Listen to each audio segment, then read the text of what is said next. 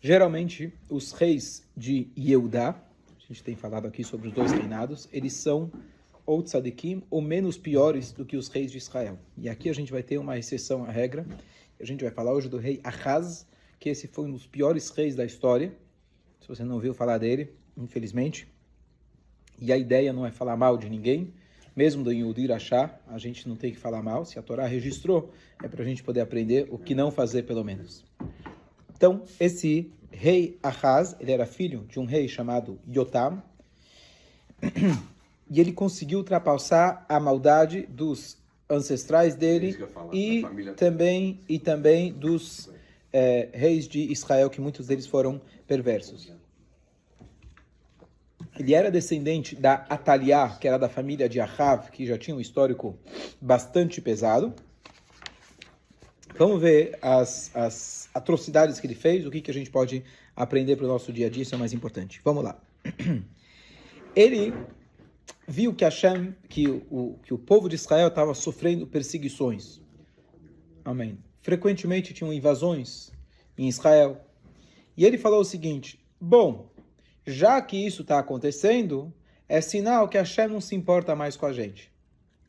Chas v'shalom. Alguém já ouviu esse tipo de declaração? É atual, infelizmente.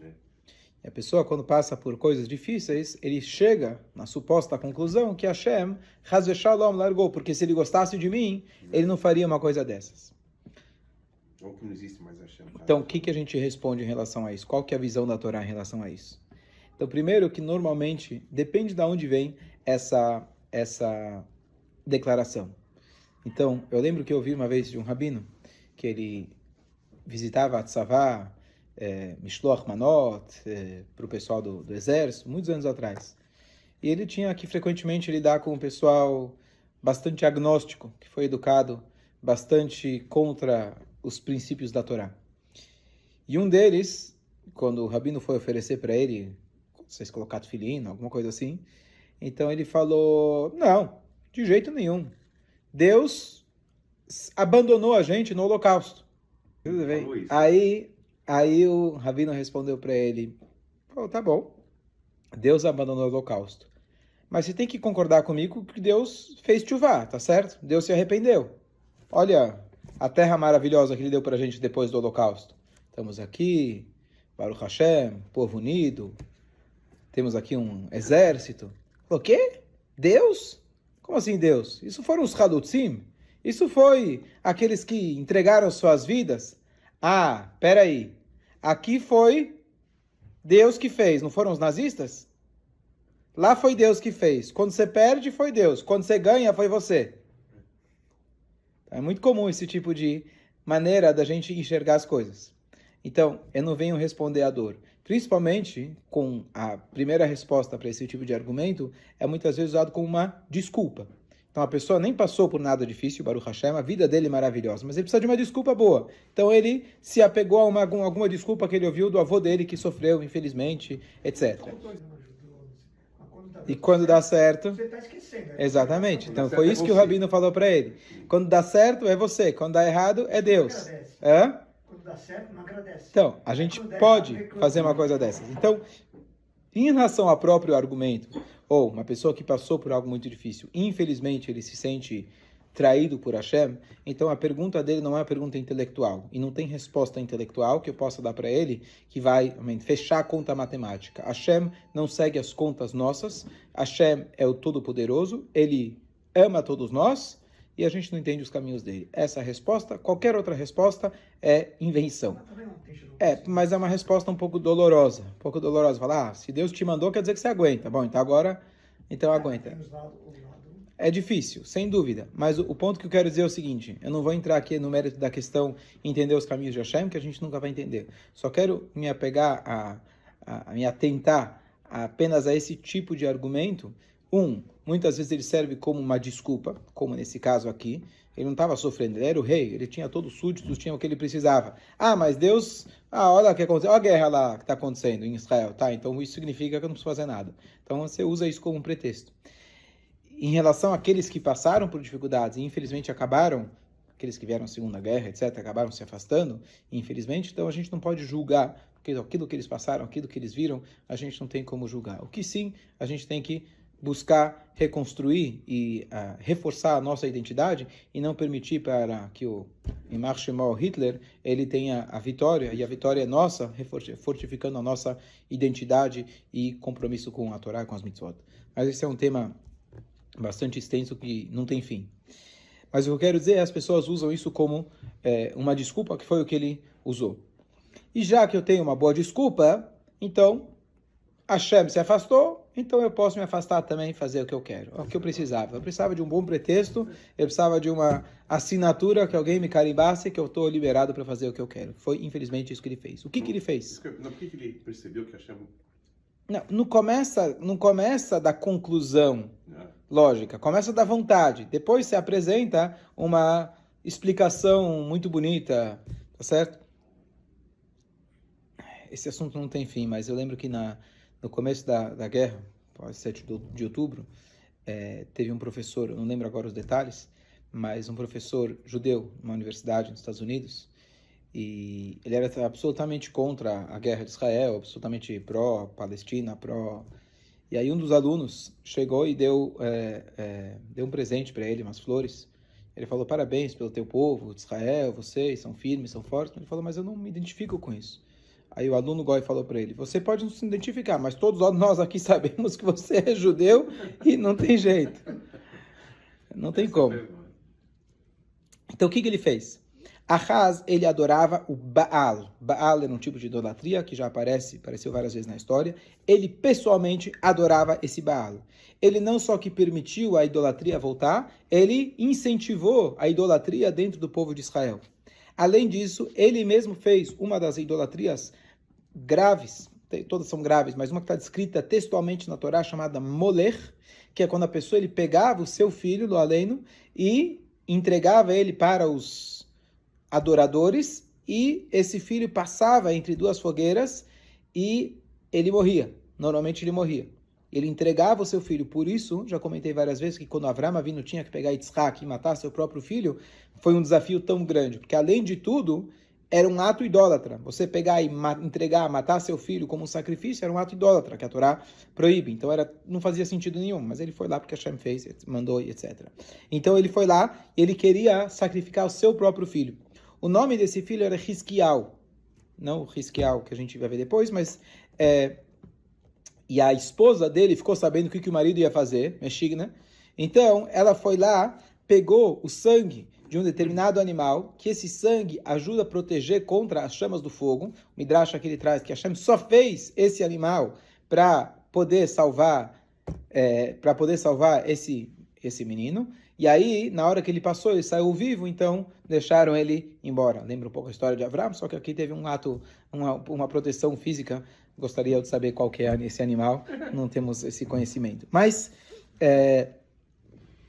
ele permitiu casamentos entre parentes próximos, aqueles das quais a Torá proíbe. Promiscuidade, incesto, etc. Tudo isso a Torá proíbe, e ele foi lá e ele incentivou tudo isso. Tudo isso para fazer os seus desejos. E aqui ele fala, as pessoas, isso é algo que a gente ouve até hoje, as pessoas são criadas para satisfazer os seus desejos naturais. Portanto, vamos aproveitar ao máximo. A Hashem é muito grande para se preocupar com aquilo que a gente faz. Não faz absolutamente diferença nenhuma para ele. E com essa frase, ele se libertou do jugo da Torá e ele fez todas essas atitudes. Foi tão grave aquilo que ele fez, que, obviamente, os sábios da época tentaram impedir ele, mas ele falou, eu vou fazer o seguinte, eu não vou matar os sábios, eu vou fazer uma estratégia a longo prazo. O que eu vou fazer? Eu vou fazer o seguinte, se não tem cordeiros, não tem ovelhas. Eu vou proibir o estudo da Torá já nas escolas, e assim não vão ter sábios, e assim, em 1 ou 2 gerações, eu estou resolvido. É a primeira vez na história que o próprio rei de Israel, além dele pecar e deixar reis pecadores, infelizmente tivemos outros. Aqueles que fizeram idolatria, tivemos. Mas ele proibiu o estudo da Torá, isso era extraordinário. ele foi o primeiro a fazer isso. E, obviamente, o povo de Israel ficou completamente chocado com essa atitude desse rei de Israel. Obviamente, ele vai ter o troco. Mas vamos parar e pensar o que a gente pode tirar de tudo isso aqui primeiro. O tempo é curto. Mas essa frase é uma filosofia que predomina até os dias de hoje. Vamos comer, vamos beber, que a vida é curta, e depois a gente morre e não vamos aproveitar. Eu vim aqui para aproveitar. Então, esse tipo de filosofia é a filosofia mais oposta a o que existe de Torá. Porque a gente veio aqui com um propósito. Você não veio aqui para você veio aqui para servir. Você não veio aqui para satisfazer os teus desejos, nós viemos aqui para servir a Kadosh Baruch Hu. Esse é o ponto mais básico de toda a Torá, e é isso que, na verdade, traz a verdadeira satisfação para a pessoa. A pessoa que só quer encher o seu próprio ego e desejo, etc., ele acaba sendo engolido pelo seu próprio ego, pelo seu próprio kavod, assim como o Haman, assim como todos os outros. É óbvio que temos o Yetzer Hará. O Yetzer Hará está dizendo para nós o tempo todo: aproveita, come, bebe, dorme, passeia, faz aquilo que é gostoso, mas nós temos o Yetzer Tov, Nefesh Elokit, que fala para a gente: faça aquilo que é o certo, não aquilo que é gostoso. Faça aquilo que é o que Hashem quer e não aquilo que te vale a pena na tua cabeça. Então essa é a filosofia que ainda até os dias de hoje predomina, mas pelo menos a gente saber que a filosofia está errada e todo dia a gente tem a briga interior de realmente tomar a decisão, a briga entre o intelecto e o coração. Essa é a briga constante. Não sei quem já passou por isso, mas eu pelo menos passo por ela todos os dias. Se não todos os minutos. A palavra, o nome dele era Ahaz. Ahaz, le'echaz em hebraico, significa agarrar. E os nomes já são, como a gente vê na Torá, eles já preveem algo. Só que o que eles preveem? Depende de você. Ahaz significa agarrar. Ele poderia se traduzir se ele agarrasse a Torá, ou que ele agarrou a Torá e não deixou ninguém estudar. Certo? Aquela famosa, acho que o pessoal deve conhecer, mas aquele cara que queria fazer uma pegadinha para o Rabino, ele tinha uma borboleta na mão. Ele falou: Rabino, ela está viva ou está morta? Porque se ele falar que está viva, eu esmago ela e ela morre. Se ele falar que está morta, eu deixo ela soltar. O que ele respondeu? Isso está nas suas mãos. Literalmente, está nas tuas mãos e você que vai decidir. Então, o que você vai fazer com o nome que você tem, é você que vai definir o rumo. Lembra daquela história que chegou um casal que teve um filho e aí eles estavam brigando pelo nome. Chegaram no rabino. Qual nome você acha que tem que dar? Ela falou: Moishe. E qual nome você quer que dá? Moishe. Então aqui vocês estão brigando. Não, mas eu quero Moishe pelo nome do meu pai.